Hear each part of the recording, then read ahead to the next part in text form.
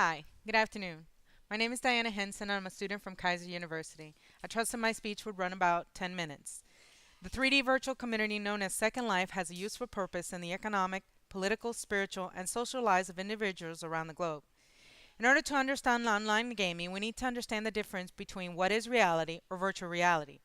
The virtual community of Second Life functions in a parallel universe to the one outside of its virtual reality.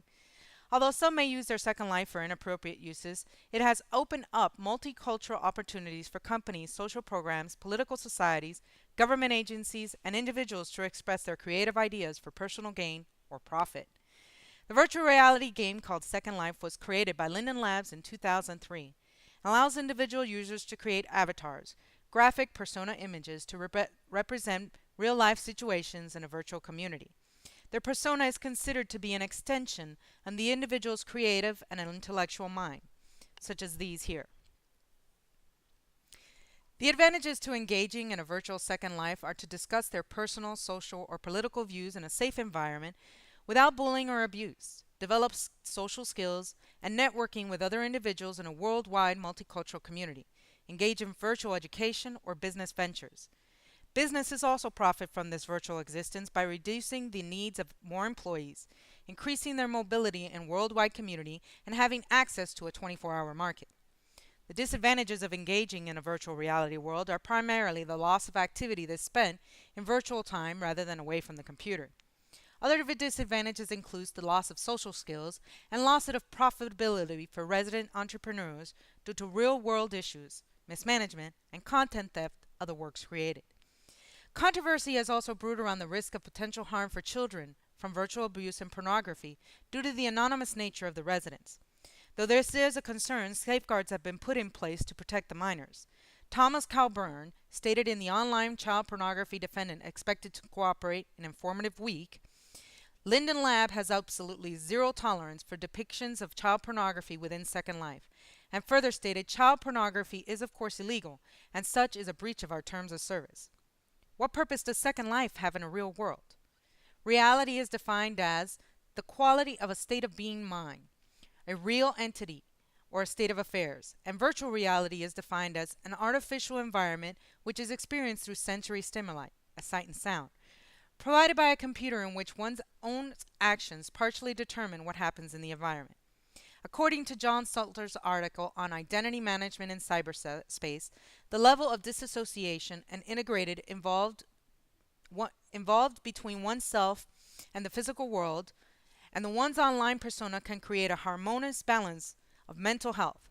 Therefore, we are a hybrid of identities between the two worlds. What are the economics and demographics of the 3D virtual community? Currently, it is the largest virtual community primarily created by its users. There are over 19 million members that subscribe to Second Life with an average age of 32 years old. The population is based on a 44% female population and 50% American. The community is used as a virtual resource for real-life business, and reports demonstrate that $1.64 million are turned over in 24 hours, accumulating to nearly $6 billion a year in revenue exchange. It is an excellent avenue to earn income for the handicapped and as a primary or secondary income for individuals.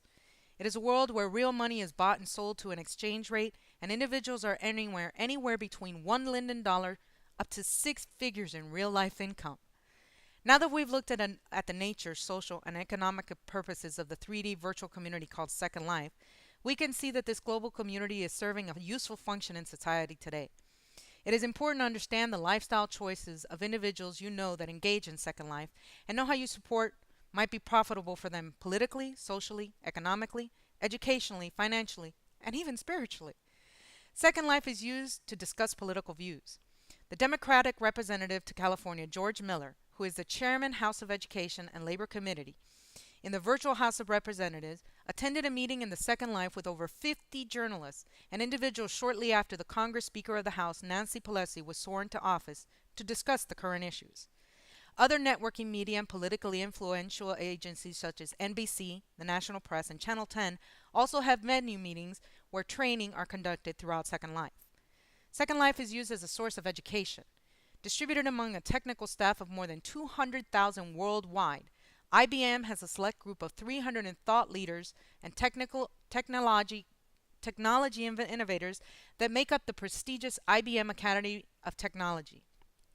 AOT members are responsible for providing technical leadership to IBM, identifying and pursuing technical developments and opportunities, improving IBM's technology base, and developing IBM's technology community.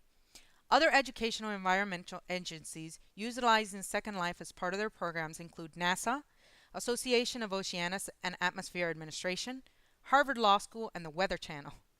The NMC Virtual Campus has an average of 1,500 visitors a week, and in 2007, 6,500 educators were oriented through Second Life. Over the course of 100 days in 2008, 15,518 visitors from 56 countries visited NMC's virtual campus for an average of 98 minutes each. Second Life is used as a global network for businesses and entrepreneurs. IBM held a conference meeting in 2008. The three-day Academy of Technology's Virtual World Conference attracted over 200 members globally who attended 3 keynotes and 37 breakout sessions. IBM estimated after the conference that it saved in travel and other expenses $320,000 by holding the conference over a virtual community rather than a physical one. Companies are exchanging the way business is done globally through the use of virtual communities such as Second Life, as a resource for community resource, conferences, training, networking, socializing. Major corporations in the field of technology such as IBM, Microsoft, Comcast, retail stores like Sears, Sony, Coca-Cola, Crayon, travel industries like TAM Airlines, automobile dealers such as Mercedes-Benz, Nissan, Toyota, Pontiac, GM, real estate agents like Coldwell Banker, financial institutions such as Visa Europe and Wells Fargo, and the entertainment industry such as Yankee Stadium. One of the downfalls individuals and companies experience in the income is the transient nature of the residents and the lack of interest that they have. Also, the loss of focus and the number of hours required to maintain a business can become an obstacle to implement a profitable business in Second Life. Second Life is useful as a community and a spiritual outreach resource. The online community is also used as an outreach for nonprofit organizations such as Save the Children charities. The spiritual community serves to give community support, counseling, prayer, and study groups. In USA Today's online article on Faithful Build, The Second Life for Religion, Kathy Lynn Grossman writes, an evangelist from the real world, northbound church named Trunso, who had said, "Sin in thought, word, and deed. People think what they do in a virtual world is okay because it's not real. But it is real because your thoughts are real. Who you truly are will shine through eventually." Some of the concerns expressed by the virtual community will be no different than one of those in the online based over gambling, commercialism, and pornography. I've given you an overview of what it's like to be part of a virtual community in Second Life. I've given you an overview of the demographics and the economic impacts it has on our global community, demonstrated by the purpose of how this virtual community is functioning in a global economy, culture, and political environment, and how this virtual world is being utilized to reach individuals as a resource for spiritual leadership and guidance. I encourage you to support the personal choices, intellectual creativity, and economical endeavors of an individual engaged in a virtual community by demonstrating interest in their works and offering assistance in a manner that you might be able to provide. Although some may use their Second Life for inappropriate uses, it has opened up global multicultural opportunities for companies, social programs, political societies, government agencies, and individuals to express their creative ideas for personal gain or profit. Thank you for joining me at this time. And if you have any questions I can answer, please feel free to ask.